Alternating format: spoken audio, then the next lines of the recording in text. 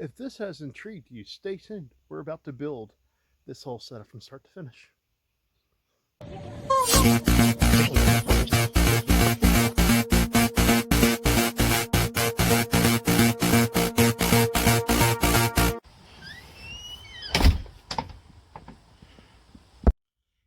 Kuksa horse, or a kuksa carving bench. Here's our log. So, next time you see it, it's going to look like, bam! Wait, no, it's not that. No, it's too early. There we are. Mark us off. Let's make it look like something else. Bam! Now that log is taking shape. We got our work surface. We got our spot to clamp. You always want to choose the knottier side for that because all that green's interlocking. If it's straight green and you're worried about the pressure going pop, drill a few pinholes and glue some pins in.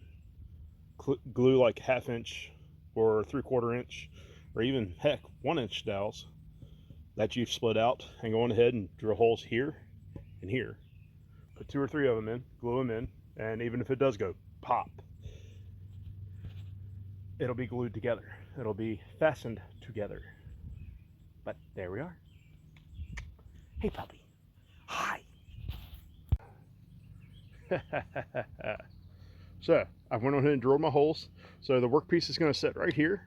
You can have wedges that go in through here. One wedge here, one wedge here, and it's going to tap it over here, wham, it locks it in place. And if you got a larger piece, no worries.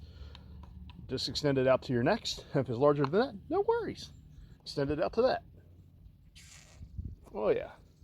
And I might drill another hole here and another hole here, and then I might run a piece of wood across the end grain there to lock that up. But we'll see how this works. Next up for the legs. Check back in a bit. Bam! All right, so the holes are drilled.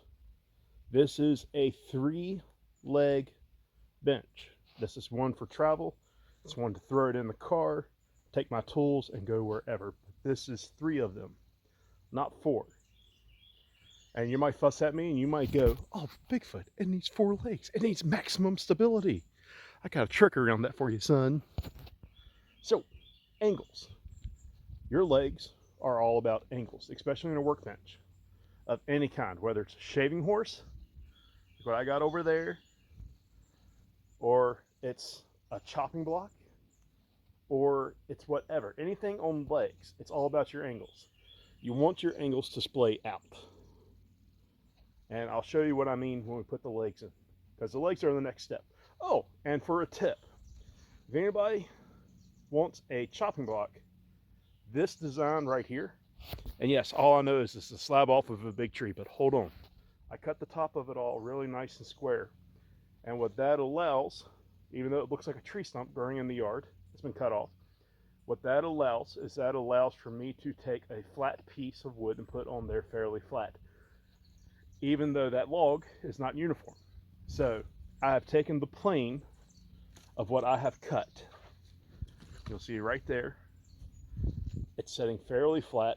It might rock a little bit, but it's flat enough.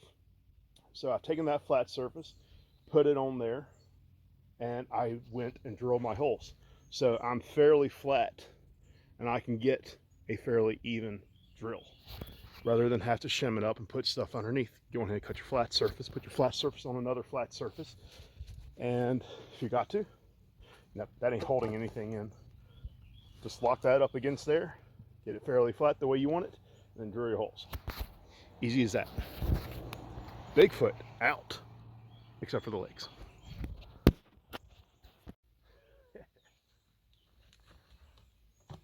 Hopefully it works.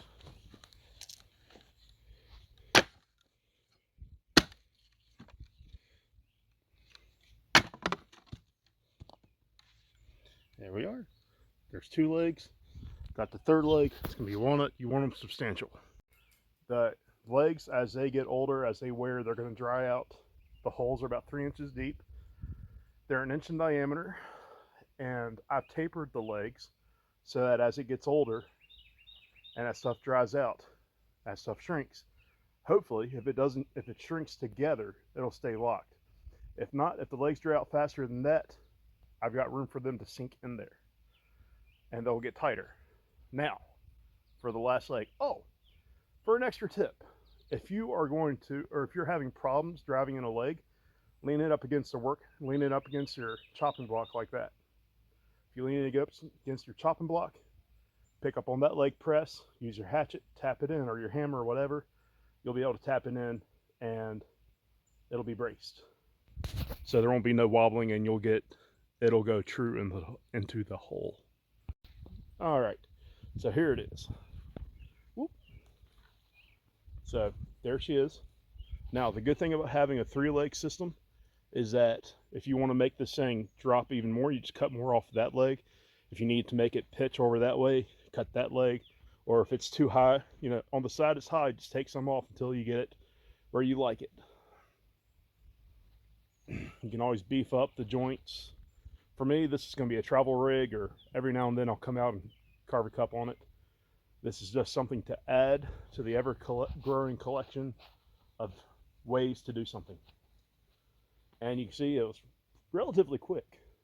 And the pros about having a 3-leg system is that when you get it set up the way that you want it, it's going to be there. It's going to be stable no matter where you put it, unlike 4 legs. But the drawback to a 3-leg system is that it gives you a tad bit of wobble. So if you're not happy with it, do 4 legs. If I'm not happy with it, I'm going to do 4 legs. At this stage, I've got one drilled all the way through. I'm not going to do it the rest of the way. I won't do it till I know for sure that I need it. But it's like dogs in a workbench. You want to drop it, and then she'll seat. Rather than that, you know, wiggly thing. So we'll make it so that they seat, and this will give a firm place for the wedges to clamp against. Very quick project to do. Like I said, I'm under an hour and a half at this point in it, and it's completely functional. The next half hour, 45 minutes, all I'm doing is just nitpicking it. All right. Here it is. Pardon the background. I took 2 pieces of scrap. That's the beautiful thing about this device, is that all you can use is the scrap. You got scrap wood hanging around. Here's my block for the kuksa. Oh boy, am I excited. I'm going to go back. I'm going to cut a couple inches off on both sides. But here's the first wedge. Make it flat. And if it's not perfectly flat, it's okay. We're going to drive him in. Here's a skinnier wedge. Boom. Let's try it.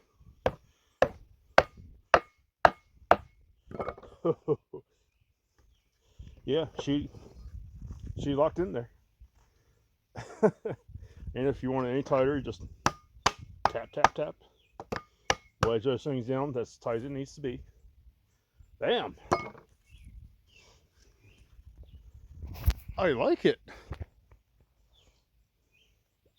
I really like it. And there's plenty of room. You'll see the splay of the legs. We've got a pretty good wide splay on them. So, it's going to be nice and solid. Oh yeah. Oh yeah. And I went on ahead and I drilled all the way down. And the reasoning for that is because it's going to be outside. And as it's outside, it's going to rain. You don't want the rain to sit there. The rain will rot the wood. I want it to age and age gracefully and beautifully. So it's all rot resistant wood. This here is some elm, walnut for one leg, and a piece of white oak for baskets that dried out before I could get it done for the other. So for 2 hours worth of work, I can now carve a kuksa. And now the thing is where do I put it? It's made. It's made. It's ready to go. But now where do I put it? That is the question that I'm going to figure out. I could put it inside. I could put it someplace. This is a good workplace, though. I think I know what I'm going to do.